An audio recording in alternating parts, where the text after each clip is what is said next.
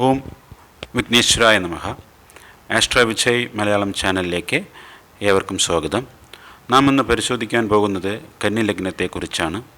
കാലപുരുഷൻ്റെ 6ാമത്തെ രാശിയാണ് കന്നി. ബുധനാണ് കന്നി രാശിയുടെ അധിപൻ.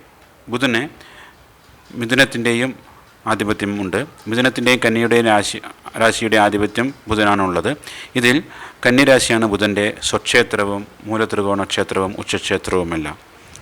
പൊതുവെ കന്നി ലഗ്നത്തിൽ ജനിച്ചവർ വിദ്യാഭ്യാസപരമായി വളരെ ഉയർന്ന നിലയിൽ എത്തിച്ചേരുന്നവരായിരിക്കും. വളരെയധികം ബുദ്ധിസാമർഥ്യമുള്ളവരായിരിക്കും. ഏത് കാര്യത്തെയും കൈകാര്യം ചെയ്യുന്നതിൽ സമർത്ഥരായിരിക്കും.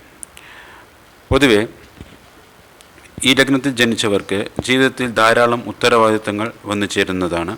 അതിനു കാരണം പൂർവ്വജന്മത്തിൽ ഇവർ അധികമൊന്നും ഉത്തരവാദിത്തം ഏൽക്കാത്ത വ്യക്തികളായിരിക്കും. കാലപുരുഷൻ്റെ 6ാമത്തെ രാശിയായതുകൊണ്ട് ഈ ലഗ്നത്തിൽ ജനിച്ചവർ എപ്പോഴും ഏതെങ്കിലും രീതിയിലുള്ള കടം ചുമന്നുകൊണ്ടേയിരിക്കുന്നവരായിരിക്കും. അതിന് കാരണം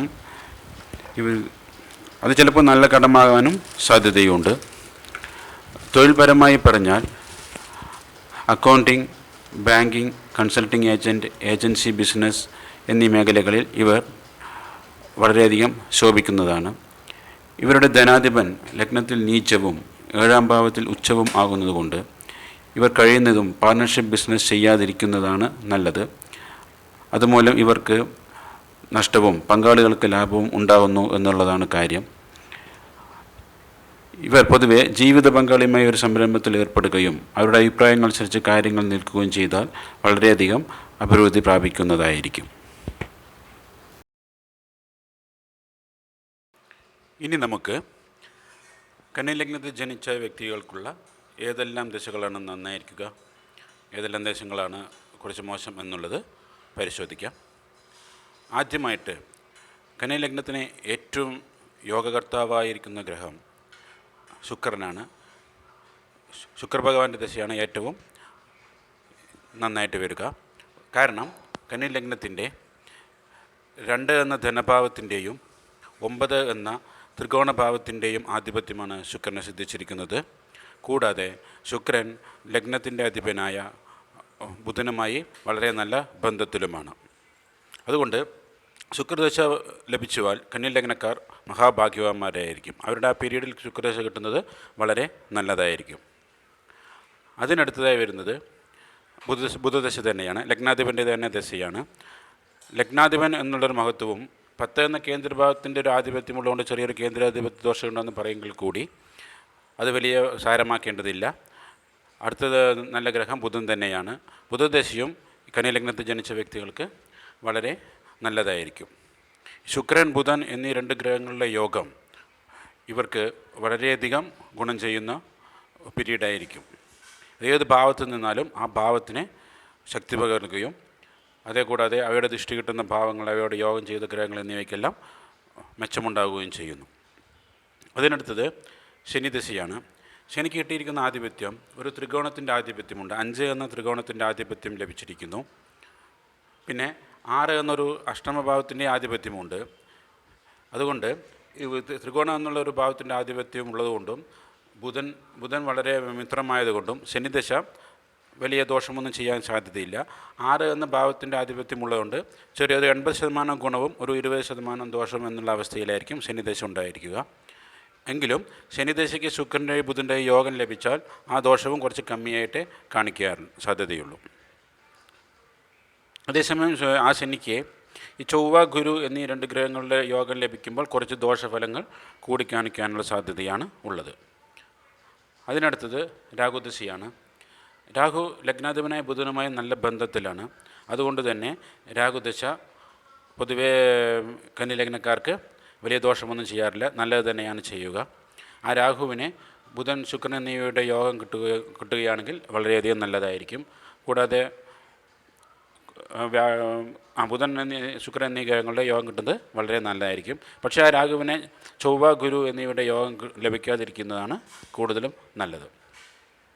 അതിനടുത്ത് 2 ഗ്രഹങ്ങൾ സൂര്യൻ, ചന്ദ്രൻ എന്നിവയാണ്.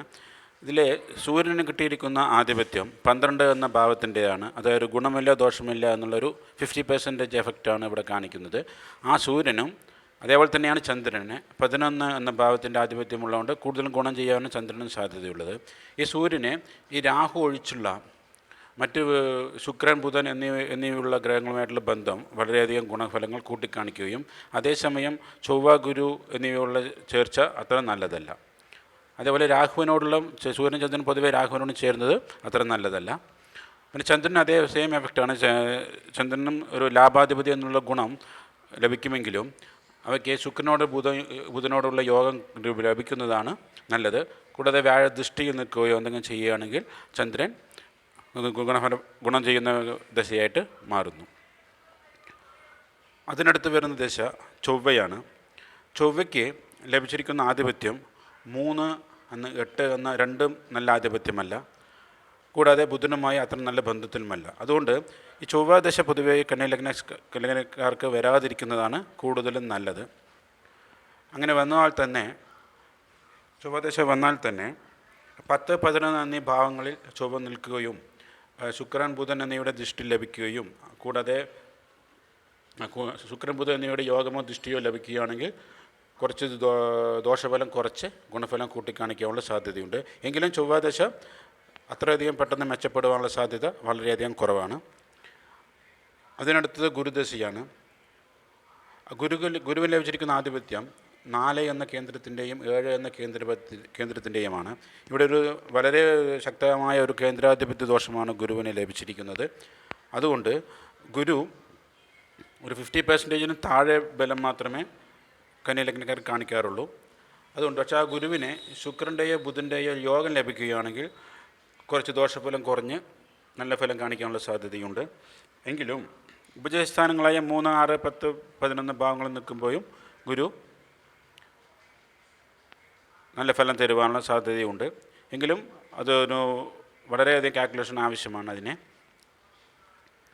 അതിനടുത്ത് വരുന്നത് കേതുവാണ്. കേതുദശ പൊതുവേ കന്നിലഗ്നക്കാർക്ക് പൊതുവേ അത്ര നല്ല ഗുണഭോക്താവായല്ല തീരുന്നത്. അതും ഈ യോഗങ്ങളനുസരിച്ചിട്ട് കൂടുതലും ഗുണം കാണിക്കാനുള്ള സാധ്യതയില്ല. ചില യോഗങ്ങളനുസരിച്ച് പ്രത്യേക സമയത്ത് ചിലപ്പോൾ നല്ലത് കാണിക്കുവാനും സാധ്യതയുണ്ട്. അപ്പോൾ പൊതുവെ ശുക്രൻ, ബുധൻ, ശനി, രാഹു എന്നീ ഗ്രഹങ്ങൾ ഏറ്റവും നല്ല ഗുണം ചെയ്യുന്ന ഗ്രഹങ്ങളായിട്ടും സൂര്യൻ, ചന്ദ്രൻ എന്നിവ ഒരു മീഡിയം ദശയാണ്. എങ്കിലും അവയെ യോഗങ്ങളനുസരിച്ച് അവയ്ക്കൊരു ഗുണതരമുള്ള കഴിവുണ്ട്. ചൊവ്വ, ഗുരു, കേതു എന്നിവ പൊതുവേ 50% താഴെ 40% താഴെ പറയാൻ പറ്റുള്ളൂ ഗുണമുണ്ടോ എന്നുള്ളത്. ചില സമയത്ത് വളരെ അപൂർവ സമയങ്ങൾ മാത്രം ചില യോഗങ്ങളനുസരിച്ച് നിൽക്കുവാനും സാധ്യതയുണ്ട്. അടുത്തതായി അടുത്ത വീഡിയോയിൽ നമുക്ക് തുലാം ലഗ്നത്തെക്കുറിച്ച് പ്രതിപാദിക്കാം. നന്ദി, നമസ്കാരം.